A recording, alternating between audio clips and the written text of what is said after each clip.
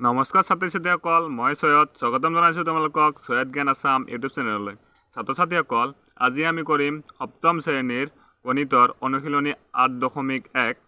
তাৰে আমি প্ৰশ্ন নম্বৰ 1 আগৰ ভিডিঅ'টোত কৰি লৈছোঁ। আজি আমি কৰিম প্ৰশ্ন নম্বৰ 2। প্ৰশ্নটো দিয়া আছে, তলৰ অনুপাতবোৰ সমতুল্য হয় নে নহয় বিচাৰ কৰা। আমাক বিচাৰ কৰিব লাগিব যে এইবোৰ অনুপাতবোৰ সমতুল্য হয় নে নহয়, মানে এই অনুপাতবোৰ দুয়োফালে সমান হয় নে নহয় এটো আমাক বিচাৰ কৰিব দিছে, মানে উলিয়াব দিছে যে এটো আৰু এটো ইকুৱেল হয় নে নহয়। প্ৰথমতে আমি লিখি লৈছোঁ অনুশীলনী 8.1 প্ৰশ্ন নম্বৰ 2 1 নম্বৰ 4:5 আৰু 2:3। প্ৰথমতে আমি জানি লওঁ যে এটো আৰু এটো যে দুটা অনুপাত আছে, এই দুটা অনুপাত বেলেগ বেলেগ। যেহেতু এই দুটা এটা সাধাৰণ সংখ্যা নহয়, অনুপাতত দিয়া আছে, তেনেহলে আমি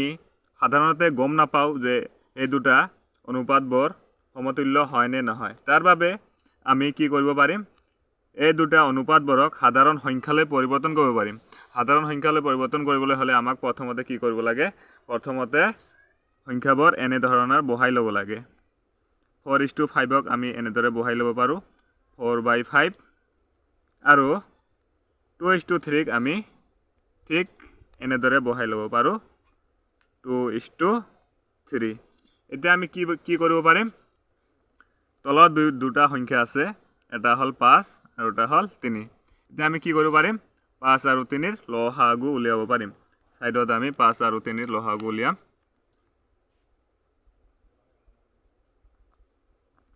ছাত্ৰ ছাত্ৰীসকল, যেহেতু আমি জানো 5 আৰু 3 দুয়োটা এটা মৌলিক সংখ্যা, আৰু যেতিয়া আমি মৌলিক সংখ্যা লসাগু ওলাওঁ তেতিয়া দুটা সংখ্যাক পূৰণ কৰি দিলে লসাগুটো ওলাই যায়। তেতিয়া আমি কি কৰিব পাৰিম, আমি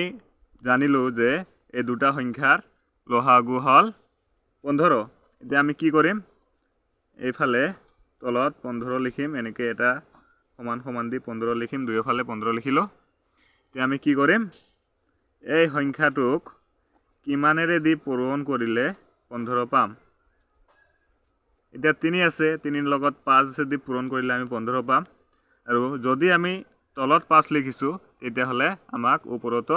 5 লিখিব লাগিব, কাৰণ তলত যিটো লিখোঁ আমাক সেইটো ওপৰতো 5 লিখিব লাগে। তলত 5 লিখিছোঁ কাৰণ 3 5 গুণ 15 হয়, আমাৰ লসাগু 15 ওলাইছে, সেইকাৰণে আমাক 15 ওলাব লাগে, সেইকাৰণে 3ৰ লগত আমি 5 পূৰণ কৰিছোঁ। আৰু ওপৰত 5 দিছোঁ কাৰণ তলত যিটো সংখ্যা দিছোঁ ওপৰত সেইটোৱে দিব লাগে। এতিয়া 2 5 গুণ 10 হ'ল, আমি ওপৰতো 10 লিখিছোঁ। তাৰে পিছত এইটো আছে 5, 5ৰ লগত কিমান পূৰণ কৰিলে 15 পাম, নিশ্চয় আমি 5ৰ লগত যদি 3 পূৰণ কৰোঁ 15 পাই যাম। আৰু যিহেতু আমি তলত 3 দিছোঁ ওপৰতো 3 দিব লাগিব, তেতিয়াহ'লে কি হ'ব, 4 3 গুণ 12 হ'ব। এতিয়া আমি কি গম পালোঁ যে প্ৰথমত যেটো অনুপাত আছিল 4:5, 4:5ক আমি এনেদৰে লিখি লৈছোঁ, সেইটো আমি পালোঁ 12/15, আৰু দ্বিতীয়টো পালোঁ 10/15। যেহেতু আমি জানো যে 10তকৈ 12টো ডাঙৰ আছে, তলত দুয়োফালে 15 আছে, দুয়োফালে সমান, কিন্তু ওপৰৰটো 12 10তকৈ ডাঙৰ, সেইকাৰণে আমি কি কৰিম, 12/15 ডাঙৰ 10তকৈ, 12/15 is greater than 10/15। গতিকে 4:5 আৰু 2:3 সমতুল্য নহয়। দ্বিতীয়তে দিয়া আছে 7:15 আৰু 21:45। প্ৰথমতে আমি লিখি ল'ম 7:15 আৰু 21:45। প্ৰথমতে আমি যেনেদৰে ফৰ্মেটত বহাব লাগে তেনেদৰে বহাই লৈছোঁ, 7/15 তলৰটো 21/45। আমি দেখিবলৈ পাইছোঁ যে ইয়াৰে তলৰটো হ'ল 15, আৰু ইয়াৰে তলৰটো হ'ল 45 আমি এতিয়া কি কৰিম লহাগু উলিয়াম লহাগু হ'ব লহাগু উলিয়াম 15 আৰু 45 15 আৰু 45 লহাগু আমাৰ হ'ব 15 1 যায় 15 15 গুণ 15 আৰু 15 3 গুণে 45 তেন্তে আমি গম পালো যে আমাৰ লহাগু হ'ল 45 তেতিয়াহ'লে আমি কি কৰিব পাৰিম ইয়াতে সমান সমান দি তলত আমি 45 লিখিব পাৰিম আৰু সেম ইয়াতেও তলত 45 লিখিব পাৰিম আৰু এইখিনিতে এক্সটেন্ড কৰি দি আমি ইয়াতে পূৰণ চিন দি কি বনাম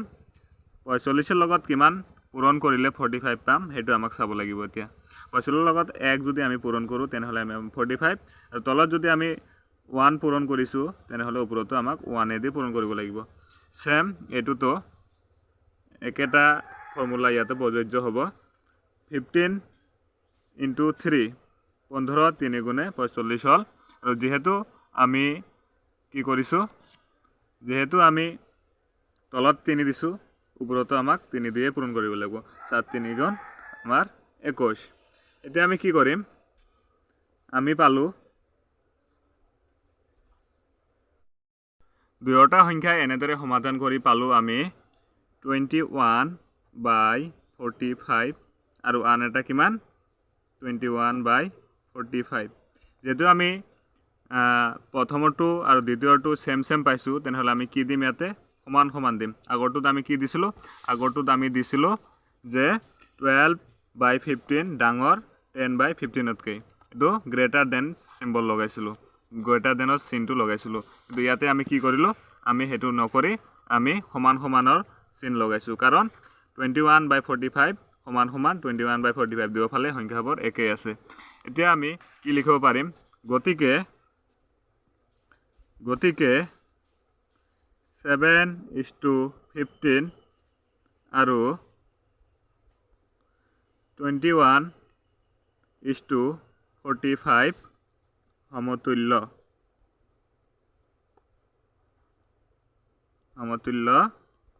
হয়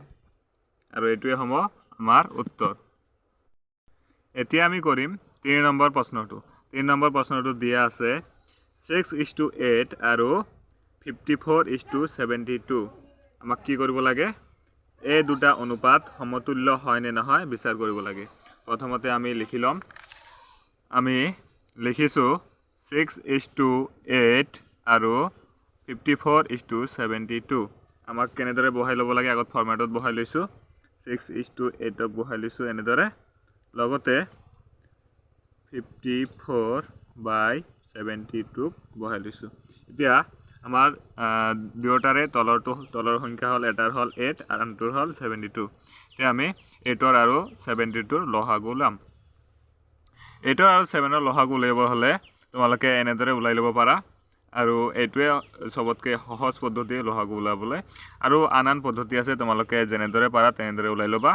আৰু 8 আৰু 72 লহাগু হল 72 এতিয়া আমি কি কৰিম আমাৰ যেনেদৰে ফৰম্যাট আছিল ফৰম্যাটত বহাই লৈছো তলত 72 দিম 72 এতিয়া আমি কি কৰিম 72 লগত কিমান পূৰণ কৰিলে 72 পাম আমি জানো 70 লগত 1 ৰ বাহিৰে আন কোনো সংখ্যা নাই তেনেহলে 72 1 গুণ 72 যেহেতু তলত আমি 72 * 1 দিছো তেনেহলে 1 টোক ওপৰতো পূৰণ কৰিব লাগিব 54 * 1 = 54 তাৰ পিছত 8 ৰ লগত কিমানে দি পূৰণ কৰিলে আমি 72 পাম হেতু সংখ্যাকে আমাক ওপৰতো পূৰণ কৰিব লাগিব আমি জানো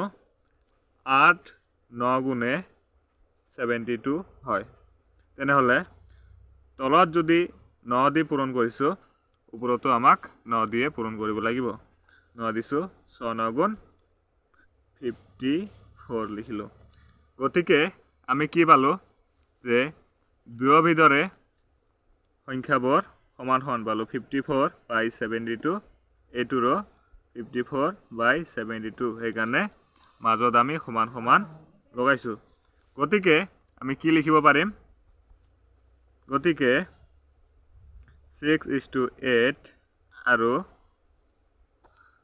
54:72 সমতুল্য হয় এটো হ'ব 3 নম্বৰৰ উত্তৰ 4 নম্বৰত দিয়া আছে যে 13:14 আৰু 14:13 এটুক আমি প্ৰথমতে লিখি লম আমি লিখি লৈছো 13:14 আৰু 14:13 প্ৰথমতে আমাক কি কৰিব লাগে প্ৰথমতে আমাক এনেদৰে বহাই ল'ব লাগে 13/14 আৰু হেতু 14/13 এতিয়া আমি কি কৰিম এতিয়া আমি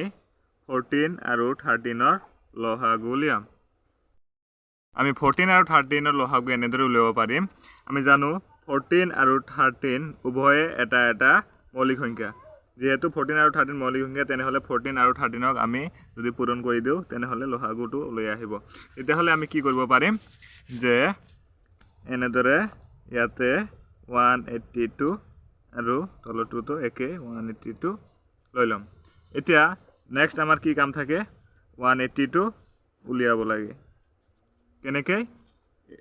13 ৰ লগত কি পূৰণ কৰিলে 182 ওলাব আমি জানো যে 13 ৰ লগত 14 যদি আমি পূৰণ কৰি দিও তেনেহলে 182 ওলাই আৰু তলত যদি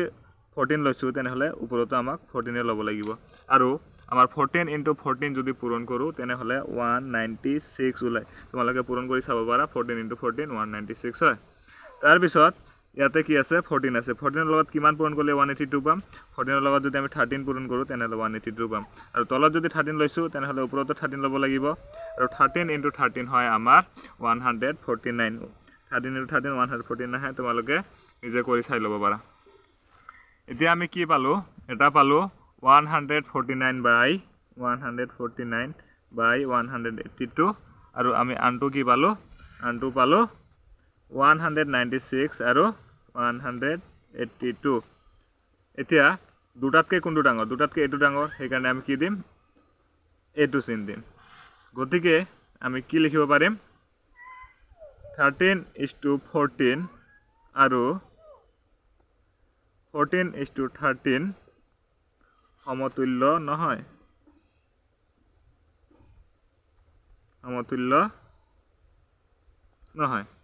আৰু এটোৱে হৈ যাব ইয়াৰে উত্তৰ এতিয়া হলে আমি আজি কি কৰিলো আমি কৰিলো 2 নম্বৰৰ 1 2 3 আৰু 4 এতিয়া 2 নম্বৰটো আমাৰ কমপ্লিট হৈ গল ছাত্ৰ-ছাত্ৰীসকল আজি কাৰণে ইমানেই আশা কৰিছো তোমালোকক ভিডিওটো ভাল লাগিছে যদি ভিডিওটো ভাল লাগিছে তেনেহলে লাইক কমেন্ট কৰিবা লগতে চেনেলটো সাবস্ক্ৰাইব কৰিবলৈ নাপাহৰিবা ধন্যবাদ